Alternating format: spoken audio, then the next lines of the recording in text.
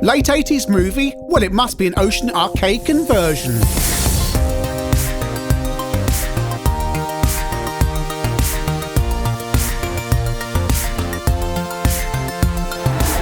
The Untouchables is a 1987 movie which is based around 1930s gangsters, really, and stars Kevin Costner, Charles Martin Smith, Andy Garcia, Robert De Niro, and of course the only person you will actually remember from any of this, Sean Connery.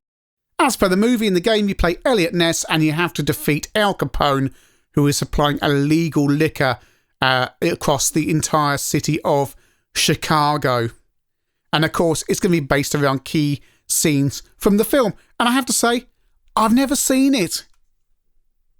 Well, apart from, whenever I turn it on, it's always the bit where they're shooting stuff, which is stage 2 in the game. I got this game on budget on the Amstrad CPC, so we're going to start with that version. I know we always start with the CPC versions, but when I had the game, it's the easiest point of reference. Ocean would license anything at this stage. Any big movie, they would want it.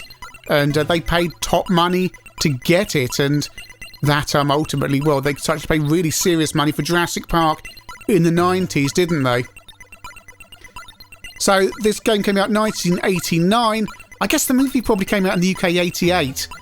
But the original movie came out in 87. In those days, there used to be quite a delay between UK releases and US releases.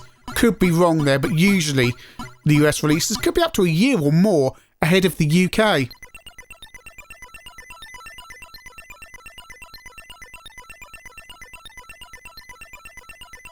And we have a John Donne music track.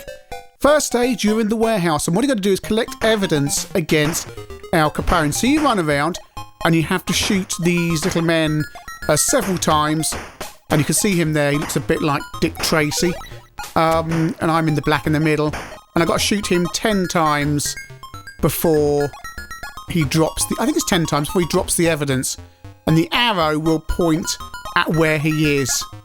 Although my memory says on the CPC the arrow gets things wrong. I get a feeling the arrow's wrong here because I think he's down below me. And the bad guy will always try and jump up. And he does this in all the versions. He will always try, he will go down a bit when he's shooting him, but he will always try and climb up to the highest point and end up on one of those boxes where it's impossible to jump up next to him. There's power-ups available. You only have 1 life, but you have energy, and there's 10 pieces of evidence to collect. We have 10% of our evidence. As I say, there's energy power-ups that restore your energy and different types of guns as well. On the CPC version, you don't lose any energy when you jump or you fall a large distance. And it's quite easy to climb between the boxes as well. You simply press up and then you're jumping straight up to the next box.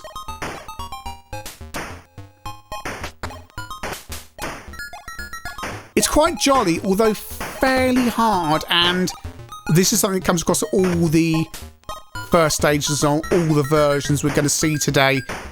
It's, yeah, it starts to get on your nerves after a little while. The game got very good reviews, although slightly overshadowed by other games that came out at the same time. That's 20% evidence now. And there he's spawned there straight next to me again. It's all very blue as well, isn't it? The CPC's got plenty of blues in its palette. Over to the C64. I'm just closing. I am using a cheat here. So you can see the man in white is the guy I want to shoot. And this time I look like Dick Tracy. And I can't jump and shoot at the same time, which is a bit of a problem when he's up on the top there, but he has dropped his evidence, and I've got it. And it took quite a while to do that. And on this version, the further you fall, the more energy you lose, which is very annoying. It's very, very hard.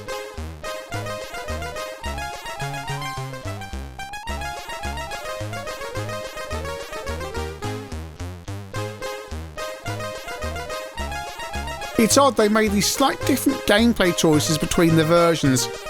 Like, why wouldn't they decide at the design stage if you're going to lose energy when you fall or not, and then just leave it to the individual coders? Over to the Specky, which is looking like the CPC version. Also very blue. A little bit more pace about it.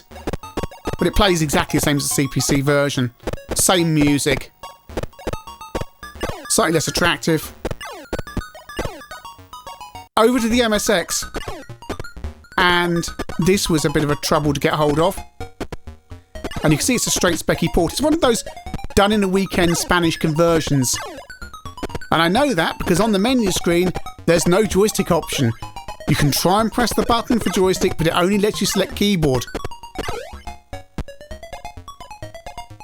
It also has some speeding up and slowing down problems. It's a straight port.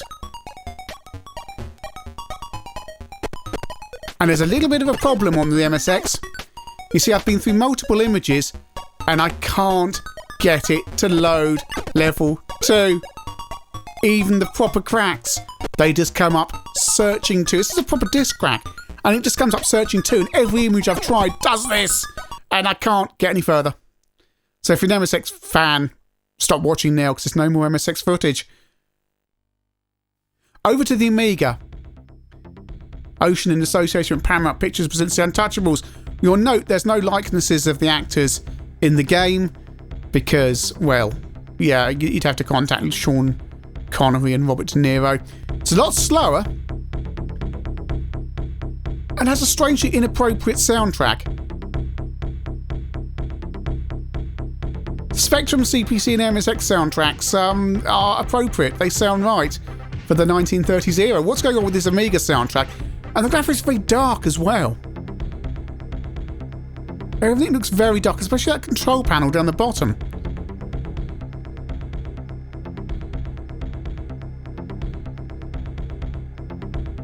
Some of the Ocean games did that at this time. It's a weird choice. It's like, we've got all these colours, and we want to mute it down a bit, but then it makes everything quite dark. Climbing is a pain in the backside, if I'm honest. Remember Navy SEALs having to climb up boxes? Yeah, it's a bit like that. And it slows the game down a lot, especially when the enemies are climbing around the boxes. And they also fall out the sky. They just spawn by falling up the sky, which is really odd. And it means they're constantly on your tail. They're not chasing you around because they just spawn in front of you and spawn behind you. It's just... there's so many of them, you can't actually concentrate on getting the bad guy you need. But on the Amiga version, power-ups are plentiful. Which brings us to the ST version. And if I didn't mention it, this game's coded by Special FX, who did some of the Ocean conversions at this time. Midnight Resistance was one of them, I think. So it's an out-of-house conversion.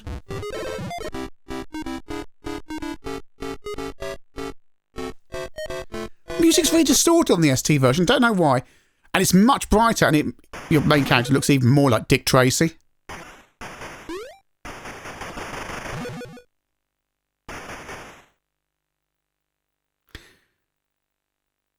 And everything's just a little bit more visible on the ST because the graphics are just a little bit louder. It's a little bit slower as well. Plays the same annoying climbing mechanic.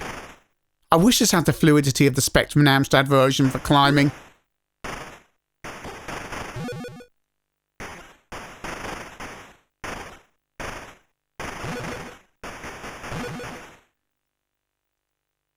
And one thing about the ST version is there's none of this spawning out the sky thing.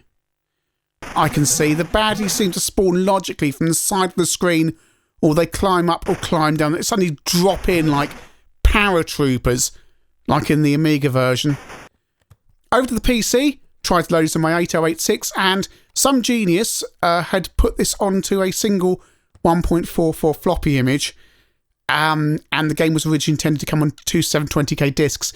So working out how to split the discs for my Amstrad PC 2086 was a nightmare, and I actually ended up on my DX4 486, which is an incredibly fast machine for this, but thankfully someone at Ocean coded this game properly and it runs at the proper speed. Even on a fast PC, even on my Windows XP machine, this runs at the correct speed.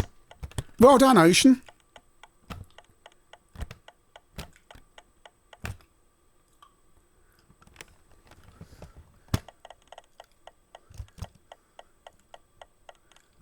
This PC version is much closer to the 8-bits in quality. Graphically, there's not much PCB per sound. And, I mean, it's similar, most similar to the Spectrum and Amstrad versions, if I tell you the truth. For my money, although graphically inferior in the CGA colour scheme, it plays better than the ST and Amiga. This is converted by Astros Productions, so Special FX didn't do it. And we're on to level 2 now, which is where you have to shoot all the liquor. So you roll around, shooting the bad guys and shooting the bottles. And I can't see any bottles as yet. You get some gun sights down the bottom, but I'm already dead. Which is really annoying, and the PC version throws you back to level 1 to start again. The other versions let you resume where you were killed. PC version, back to the beginning. And I'm running out of time on this, so I've just given up on that PC version. So like the MSX, PC fans, tune out now. Right, that leaves us back on the Amstrad CPC.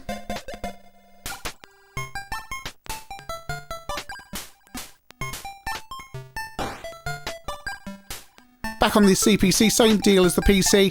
Gun sights and shoot the bottles, which are quite hard to see. And the CPC version here suffers from a little bit of slowdown.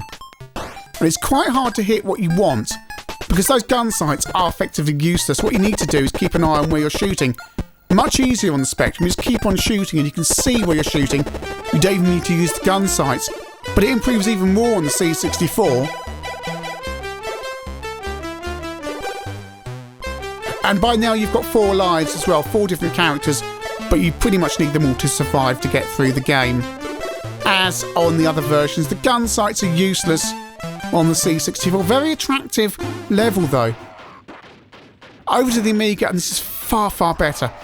You just hold down the fire button, mow everyone down, and shoot the bottles. It's much more fluid, it's much better. It's a really good level actually. I'm really enjoying this. On the ST, same as the Amiga really, just hold down fire and shoot half a leather. And you can see where your trace is, although it's very hard to hit the energy power-ups on the ST for some reason. Just a bit too small. But the gun sight's useless, just keep on shooting, keep an eye where your trace is, and just mow them all down. Mow them all down, your ammo's limitless, and just shoot those bottles. Level 3 on the ST sees you, on all the versions, sees you in an alleyway, in another Operation Wolf style level. You have to shoot the bad guys who are in the windows and driving past. You've got a shotgun and a limited time. And it's quite hard, but you can just about do it with practice. It's a memory test, really. You're going to die the first few times. Come back and memorise where the baddies are. Your shotgun only takes 2 shots, because it's a shotgun, and therefore you need to reload. Amiga version's more fluid, but I found it a little bit glitchy, to be honest, and harder to aim than the ST. And again, you can swap between the characters over to the C64, and this works really well on the 64 actually. It's funny how the versions are consistent between each other, where the ST and C64 versions are really good at this level, and the Amiga actually isn't. And the C64 also has the retro 1930s music. And a more generous time limit as well than the Amiga and ST version. To preserve the energy, you can swap between the characters at any time when you're hiding behind the wall there.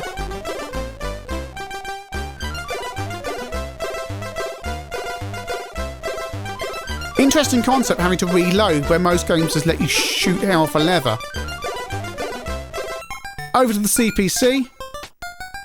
It's very blue. Makes it very moody. I mean, it's a good design decision. It's supposed to be done at night. You can see the moon. I found it a little bit hard to see where to shoot on the CPC. And perhaps because I come across some more fluid versions, I found it a little bit frustrating, although the Spectrum's actually a little bit faster and more fun. And it's easy to see. And I love that liquor effect down the bottom. It looks like your lives on Jet Set Willy with all the flashing colours. It's not something you see on Spectrum games of this era, or big name Spectrum games in this era. On the ST, this is the level where the baby rolls down the steps. It's a scene from the movie. It's quite hard, because as soon as the baby touches anything, it falls out of its pram and it dies. It dies!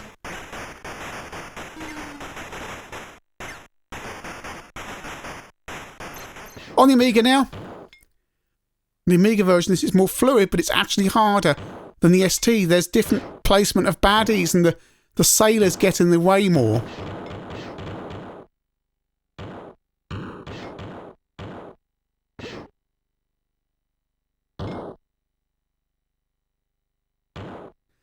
And the idea is you protect the baby and you have to nudge it out of danger while shooting the baddies at the same time.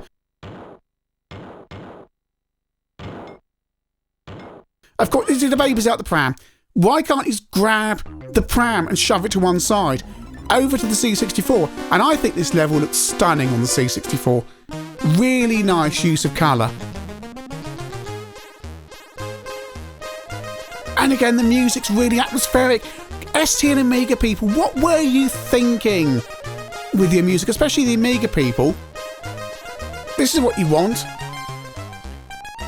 So I get to the Spectrum version, and I'm trying to load level 4, and it won't. Same problem as the MSX. This review is cursed. Spectrum users, like MSX users and PC users, tune out now, because, yeah, I can't. I just ran out of time. This took so long. But the CPC version is going to be pretty similar. And the CPC version's got Shaka, that song. Da, da, da, da, da, da. It's a train song. Mr. PSP will know.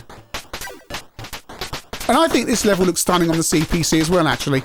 The blue colour scheme works really well. And there's a little thing you can do. I remember reading about Amstrad Action years ago. You can push the pram over to one side. You can push it over to one side.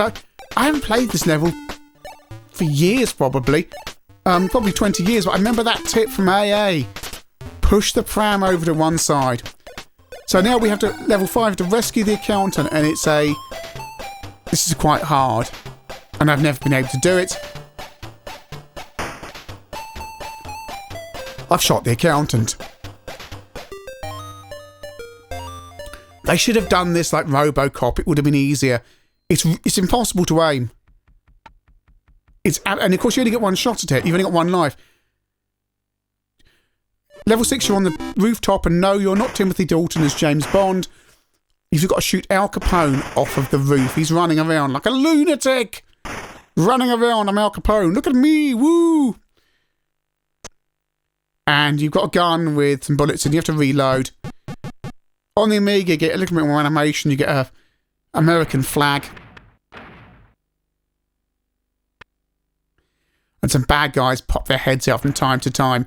But mainly, I mean, I think Al Capone should be running around in the nude at this stage. Just going, look at me, I'm Al Capone, waving his arms in the air. Same level on the C64.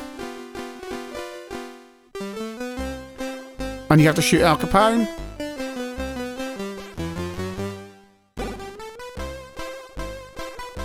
And then this happens. Yeah, this review is cursed. Still, the CPC won't let me down. Although this is the least attractive of all the versions for level 6. It works pretty well, though. Again, you have to reload as per the other versions. This is what happens when the game's finished.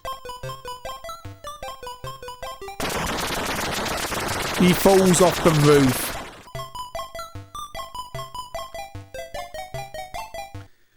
The Untouchables is yet another Ocean Arcade conversion, and it's very polished but inconsistent between the versions.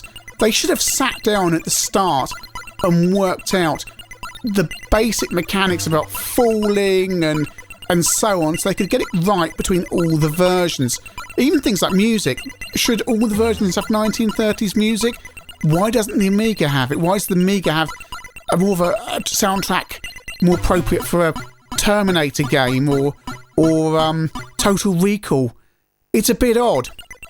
The ST and Amiga versions are very polished and they got good reviews at the time. The one dissenting review was the Amiga Power review for the re-release, which I tend to agree with, that the first level is very frustrating and fiddly and unforgiving. CPC, MSX and Spectrum versions are essentially the same. The CPC version has that blue colour scheme that works really well on some levels, stunningly well for that railway level, but badly on some of the other levels where it makes things indistinct. The Spectrum version is a little bit faster and flows better, and I've got to say is a bit more fun, especially on those fast reaction shooting levels where not only do you get the better visibility, but it just moves better. The MSX version, from what I can see, is just one of those done in a weekend ports. It's so shoddy you can't even select joystick. They just lock that out. You have to play it on keyboard, and that's something you have to bear in mind of all these Ocean ports of the era. Someone was given a few £100 to port a game in a weekend over in Spain for the Spanish market. C64 version looks fantastic. I find level 1 the most frustrating of the 8-bit versions. It's punitive and just a little bit too hard and too annoying. Although there's some lovely graphics on level 2, and that, again, the railway level looks really, really good. Stunningly good use of the C64's palette. Yeah, again, looks like that PC version is a curiosity, really. It's not a 16-bit quality game. It plays like the Spectrum and Amstrad version. It looks pretty similar to those as well. Overall, in an era where Ocean were churning out the movie conversion games, I'm afraid the Untouchables is, while a polished game, it's more fiddly and frustrating and more poorly designed than some of the other Ocean games. I'm thinking of Total Recall, which plays pretty well across the systems. I'm thinking of the Addams Family. I'm thinking of countless Ocean movie conversions that are better than this. You're going to have to look at this video and see if this game grabs your attention. If it does, good luck to you, but on a lot of these versions you're going to struggle to get off level 1.